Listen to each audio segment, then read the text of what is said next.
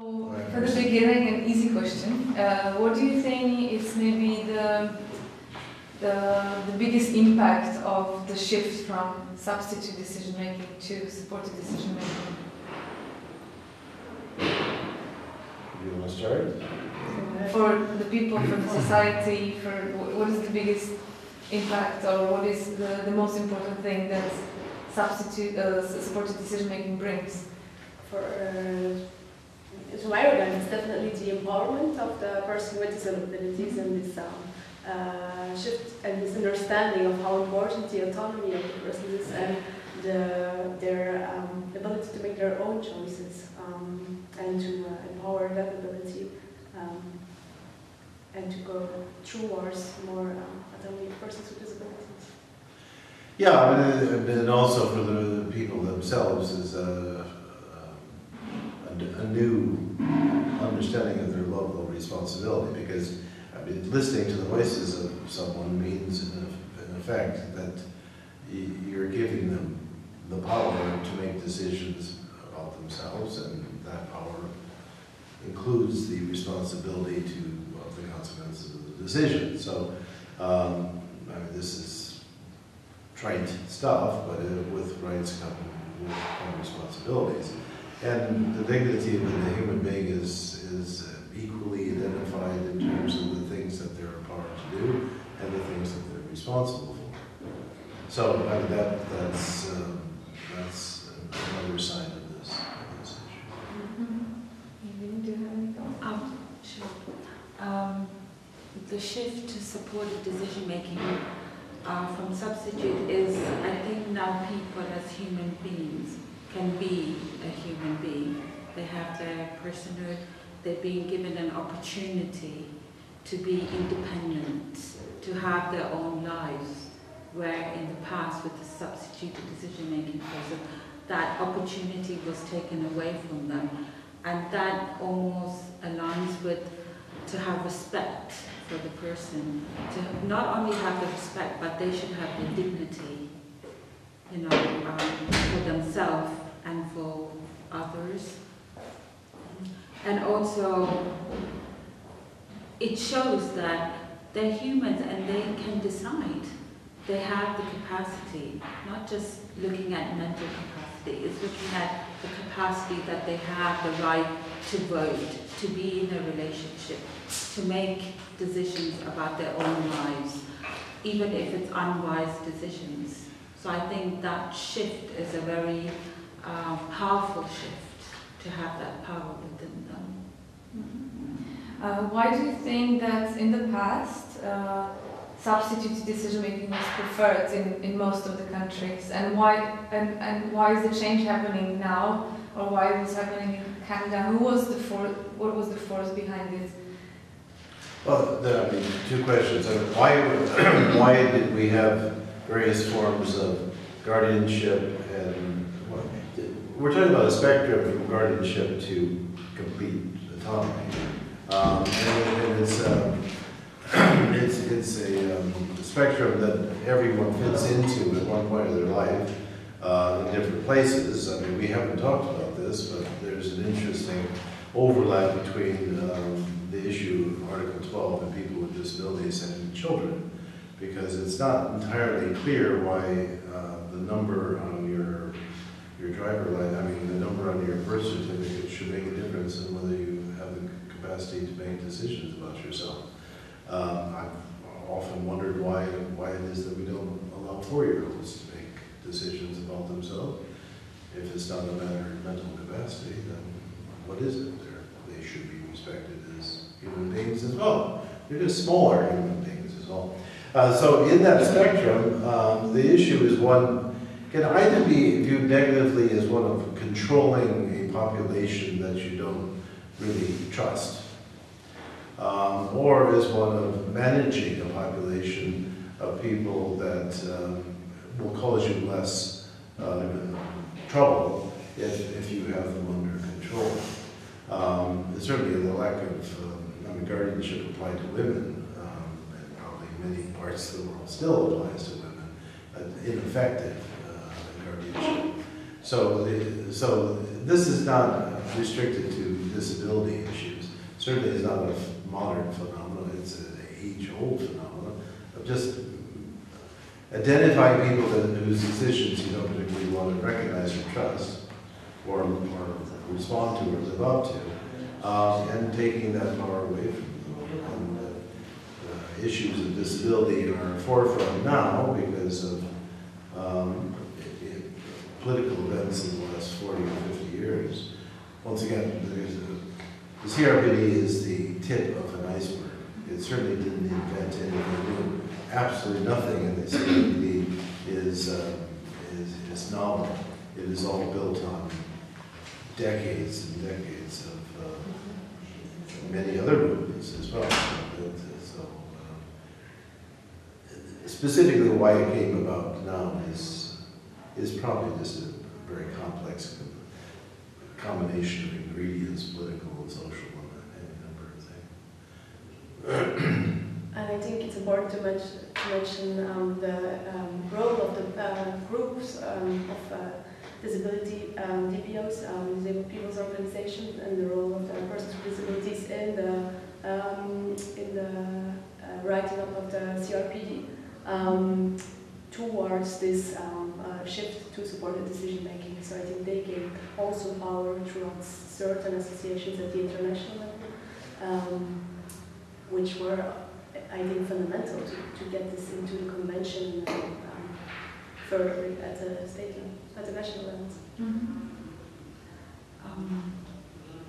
I think if we take the example of the United Kingdom, for years and years they have been advocates, persons with disabilities, and there was a big movement of disability scholars moving in the direction of human rights. Like, for example, if you look at the Human Rights Act 1998 and the Discrimination Act in the UK, that all together brought a full force of disability scholars and advocates to push from the guardianship laws towards support, and then the government listening to the voices of the people because of the advocacy campaigns that were running in the country in the 1990s and early late 1980s as well. And so this shift from substitute decision making to supported decision making is maybe a long-term process, and it's only starting now in Czech Republic. What do you think is at the end of this process? What is the perfect situation, the perfect world where it is, or is there anything like this? Is there like a... Well, we just go to the convention for that. I mean, it's treating people the same, on an equal basis with others, using that phrase. And it's important that we focus on that phrase because through political oversteering and other kinds of understandable phenomena, there's a slight misunderstanding that we're all, I mean, it's not an issue for people with disabilities, it's an issue for people. And given that fact, everyone should be in the same kind of relationship to each other without differentiation between a classification of difference. Everyone has different collection of features and capabilities and the rest of it, and those things should be taken into account as they are relevant, and not taken into account when they're not relevant. So the end is not people with disabilities, unlike other people, get to decide their own fate. Surely not, and the convention does not doesn't provide special rights, which has been said over and over again. So the end result is that I put it in various papers is disability disappears. And others are aware, and it's implemented in the overall awareness of persons, being it persons with disabilities or not. I think the awareness raising still has a long way to go. Well, and it's then the one, the part that we'll need to, that needs a lot of work before we get to this actual end. I also have questioned it because now, as you can see, there's these capacity assessments that are taking place.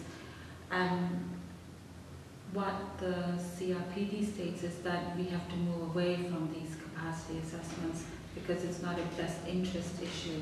And if you want to move away from that, it's not always having these assessments done for persons with disabilities because they have the capacity, that's full legal capacity, having full autonomy. So if it's an ideal world, an ideal Czech Republic, it's to move away from these full guardianship regulations and having capacity assessments done, not looking at from a medical perspective model on how capacity is assessed, but also moving away from social service provision level as well. So then it's equal recognition before the law. That's not entirely right, because we don't get rid of physical assessment, because how else would we know whether a person needs a wheelchair? So assessment is an extremely important thing to recognize the difference between people. In the case of capacity assessment, yeah, I mean, how do you know a person needs support? Because you do a capacity assessment. How do you know they need linguistic support? Yeah, because you test to see if they have capacity to speak, et cetera, et cetera. Yeah, the problem is to use it in a way of excluding people. If you use it in a way to empower them, saying these are the resources you need. We've done the capacity and you need these resources. So what I'm saying is the mindset needs to change when it comes to the capacity assessment and not based on a medical model, because instead of asking how can I assess your capacity for you to make that decision, I should ask what kind of support do you need to make that decision. But you still need to have an understanding, a medical understanding of the level of need, because that's what, I mean, if a person cannot speak, that is a medical assessment of their capacity, and that's why you provide them the services to make it possible, say with a bliss board or some other communication device so that they can speak. Yeah, but once that happens from a medical perspective, then they say, okay, this person might not have the right to make the decision. So to move away from that kind of... Well, then we won't give people the resources they need. I mean, we're not going to be able to say that there are no differences, because to say that there are no differences between people is detrimental to people who have needs. You have to identify needs, and those are differences. They don't have to be identified in a way that segregates people, but empowers them. So there is a shift in mentality, but you get away from a functional understanding of people's capacity. And the people who suffer are the people who have needs. I think the question is also who needs to identify those needs. Is it a medical assessment? Or someone who can do it accurately, scientific. Medical is probably an inappropriate word. Probably people need training in this area. Well, if it's for medical doctors or psychiatrists. Yeah, I don't think it's a medical, I mean, it's an assessment issue. So roughly it's scientific. So you need some way of assessing capacities. I don't really think a doctor has the training to assess certain kinds of capacities. I mean, you go for an occupational therapist, would be a much better place. For the physical.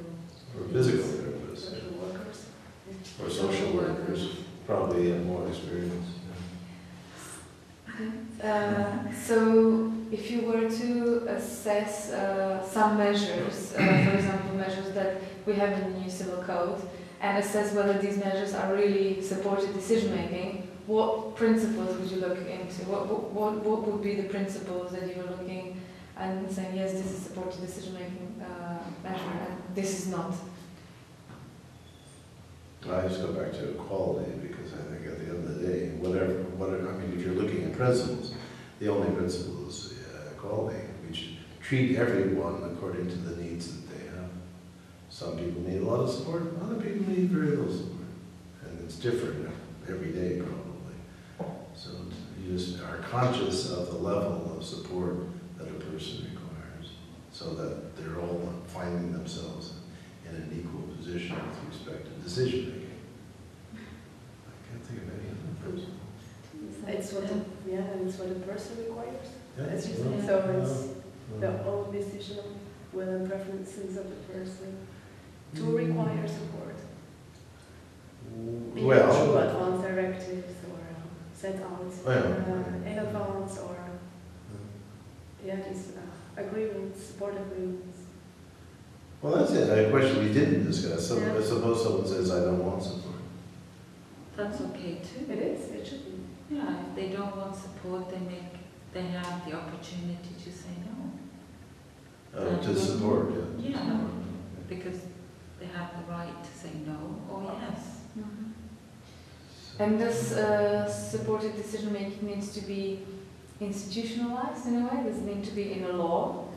Or can it just happen naturally in the community? Well, it's happening in both ways.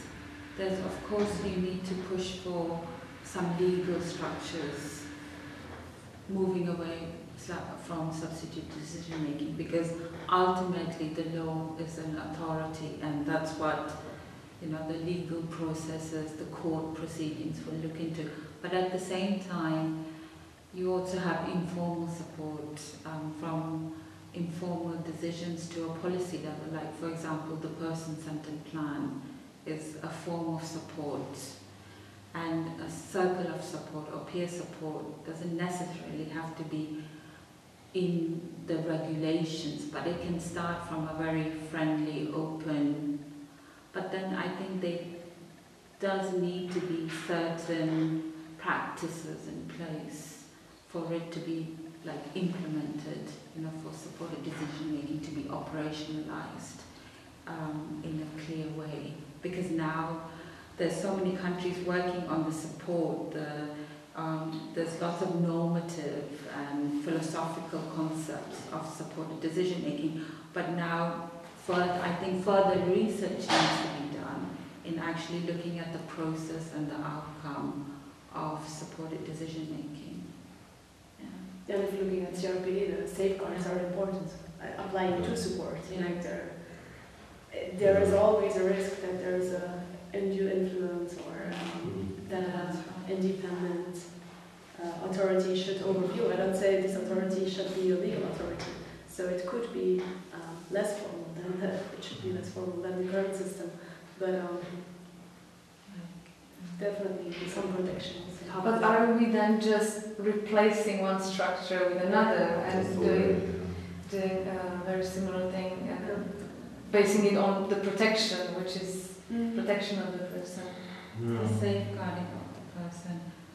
Yes, it's a thin line, but I think there needs to be training in this area, because substitute, you make a decision based on their best interest. Support, you look at the will and preferences. So I think people might get confused because it's a new area as well. And I think I'm reminded of a study that was done some years ago with people over, it just so happened to be a study in aging, but people over some age, I think probably 80, were asked with respect to medical decisions whether they would want to be asked for consent to medical treatment. And the overwhelming response is, why ask me? I'm not a doctor. You do, and I trust you. Do what's best for me. So in a case like that, for people who don't want to make a decision, but want someone else to make a decision, what do we do? If they want it. they don't have it. So that means that if individuals say, I don't want to decide, I want you to decide, I want you to be a guardian over me, what do we do? I think that can be written in advanced directives, no? Power of attorney. On power of attorney. So well, the question is, how much do we dismantle? I mean, if we keep something like a power, enduring power of attorney, so the individual, do they have to do that in advance, or can they do it at the moment? And they say, at this moment, I want you to decide. No, I mean, some of these details, and your concern is how much should be embedded in an institutional setting. And I guess the reason that we keep asking that is because we haven't solved the problem of what is the outcome, the preferred outcome of Article 12. If you say that people decide, doesn't solve the problem, because if people decide not to decide, then you need something in place for that individual. And the rest of it is if people decide to do things that are dangerous to other people, you need an institution that prevents them. So you can't just say, let people decide what they want, because that's not what all of us have. So, I mean, the question is always this frustration of saying, well, the outcome should be, you know, it should be equality and what we all have. Well, what we all have is we're restrained in our actions because we're civilized human beings. We are under regimes of law and regulation and all these things because that's what it means to live in a social setting. And there should be absolutely no reason why that shouldn't apply to everyone. Everyone should be treated equally. And what that means is there's restrictions on your autonomy. That's what it means to be, that's what all of us have. So it's just an unfair restriction on autonomy that we have to separate from a socially responsible restriction on our autonomy. Because God knows we have to have our autonomy restricted. Or else we don't live together. Yeah, and maybe last question, it's a little bit connected to what you talked about. Could this whole process of shifting from substitute to supported decision making benefit also people who do not have a disability, who do not get into contact with people with disabilities? Has any kind of benefit for the whole society or for the society as a whole? Good question. I would come back to previously what we said about awareness raising. I think that's the first thing. How can you change that mentality of persons who are not in touch, who don't have a disability? If you keep on using the substitute decision making, then they will never consider persons with disabilities as equal as them. So, but yeah, broader. Of course, I want to say yes, but now I need to argue.